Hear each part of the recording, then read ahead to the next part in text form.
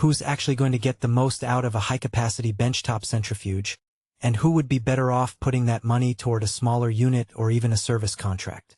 If you're the kind of researcher who spends hours each week spinning dozens of tissue culture plates, and you're trying to decide whether the benchmark scientific Z446 is worth the price tag for a typical lab, this is the question we need to answer. Link is in the description if you want to check the product details on Amazon. Let's walk through the real-world considerations that separate a solid purchase from a regretful one. First, picture your daily workflow.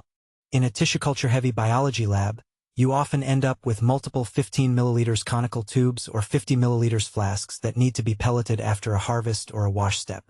The Z446 comes with swing-out rotors that can hold either 68 tubes of 15 milliliters or 28 tubes of 50 milliliters, which means you can finish a whole batch of samples in one go rather than running several cycles. That reduction in runtime translates directly into less exposure of sterile cultures to the environment, and it frees up the bench for other tasks. If you've ever timed your plate handling around a centrifuge that only takes a dozen tubes at a time, you'll immediately feel the difference. The next practical advantage is the automatic rotor recognition. When you load a rotor, the instrument reads a chip and adjusts its program settings without you having to manually select speed, time, or acceleration. In practice, that cuts down on user error, no more accidental high-speed selections when you're actually working with delicate cell suspensions. It also speeds up the handoff between users. A new graduate can walk up, load the rotor, and hit start without needing a detailed briefing on which program to pick. That kind of plug-and-play reliability is a real time saver in busy labs where turnover of personnel is high. Maintenance is another point that often gets glossed over in spec sheets. The Z446 uses an induction drive that's marketed as maintenance-free, and in my experience with similar induction motors, that claim holds up. There's no belt to replace, no brushes to wear out, and the motor stays quiet even at higher speeds. For labs that can't afford a dedicated service contract, the reduced need for routine upkeep means fewer unexpected downtime events. The motor-driven safety lid lock also adds a layer of protection. The lid won't open until the rotor comes to a full stop, which eliminates the spinandrige habit that sometimes leads to accidental spills or tube breakage. Now, let's talk about the trade-offs.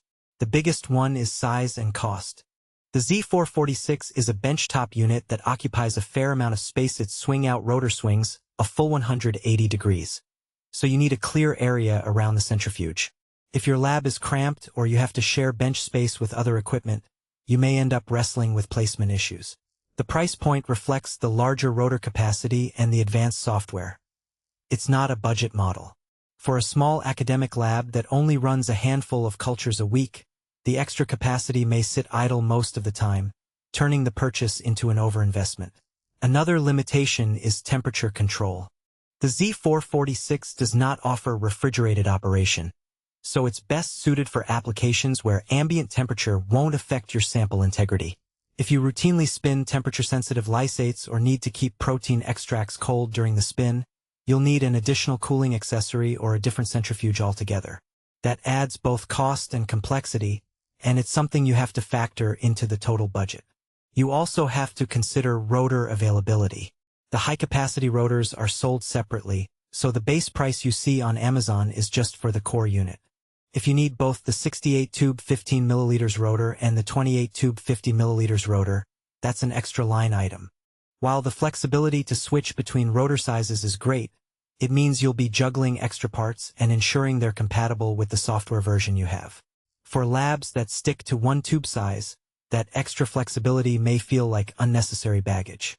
So, who should buy the Z446? If you run a cell culture core facility, a biotech startup scaling up production, or an academic lab that routinely processes dozens of samples in a single batch, the high-capacity swing-out design will cut your runtime dramatically. The automatic rotor recognition and safety lid lock are practical features that reduce training overhead and protect users, which is a real win in environments with rotating staff. The maintenance-free induction drive also means you'll spend less on service contracts, an often overlooked cost savings.